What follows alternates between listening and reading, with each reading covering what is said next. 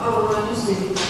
պարոն Պապիկյան զինվաճուժերում իրականացված աշխատանքները, որոնց ականատես են եղել լրագրողական և տարբեր խմբեր, փաստում են բանակի ենթակառուցվածքների որակական փոփոխությունների մասին։ Ուղղակի օրինակ կբերեմ ամրական շրջանները, այնուամենայնիվ զինվաճուժերի բարեփոխումների համատեցնում դեռևս առկա են նկատներ, որոնք թվում է թե դուրս են մնացել դրական դինամիկայից։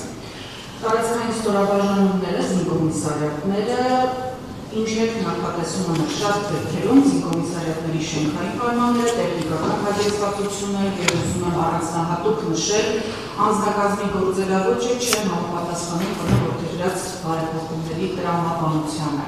Նաև եթե հիշողությունս ինձ չի դավաճանում, դոսավ ասված է ևս Պաշտպանության նախարարության հաշվետվությունների ընդունում է,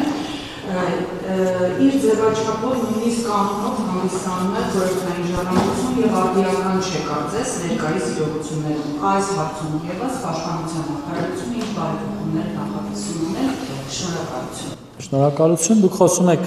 հասարակական կազմակերպության մասին, որի հետ եղել է մշտական պայմանագիր, ովքեր կատարել են ծառայություններ են մատուցել Պաշտպանության նախարարությանը, այն է նախապատրաստել են զինվորներին վարորդական պատրաստության դասընթացներին։ Այսօր Պաշտպանության նախարարությունը պայմանագրեր ունի մի շարք նմանատիպ այլ կազմակերպությունների հետ, ովքեր մեզ օգնում են նախազորակոչային շրջանում պատրաստել ապագա զորակոչիկներին, որպեսզի նրանք պատրաստ լինեն եւ ստանան վարորդական իրավունք ու ծառայեն Հայաստանի Հանրապետությանը որպես վարորդ զինծառայողներ։ Խնդիրը այսպես է կարգավորվում, այսինքն մենք սա նույնպես դիվերսիֆիկացրել ենք, տարածել ենք եւ կան նոր խաղացողներ, նոր ընկերություններ։ Ինչ վերաբերում է զինկոմիսարիատներին, լուծումը մենք տեսնում ենք ավտոմատացման մեջ, թվայնացման մեջ։ Մենք վերջին 2 տարիների ընթացքում այս ուղղությամբ էական աշխատանք ենք կատարել, այդ թվում նաեւ ինֆորմացիայի թվայնացման ուղղությամբ այս փուլում ընթանում են տարբեր տեսակի սերվերների ինտեգրման գործընթացներ եւ սրանց վերջնականացման մարդկային գործոնը, այսինքն մարդկային կոնտակտը բավականին կքչանա։ Իհարկե վերաբերում է ենթակառուցվածքների հարգելի գործընկերներ, մենք ժառանգել ենք բավականին վատ ենթակառուցվածքներ, սա տարբեր պատճառներ ունի, ունենք դեպքեր, երբ դրանք ընդհանուր սովետական են եւ որևէ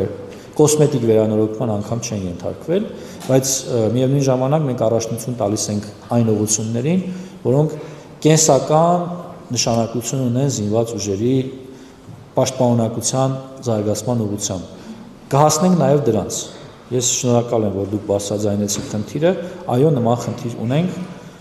բայց դա ամենակարևոր խնդիրը չէ, ցավոք, բայց կհասնենք դրան։ Երբ դա դառնա ամենակարևոր խնդիրը, ուրեմն մենք որևէ խնդիր չունենք։ Շնորհակալ եմ։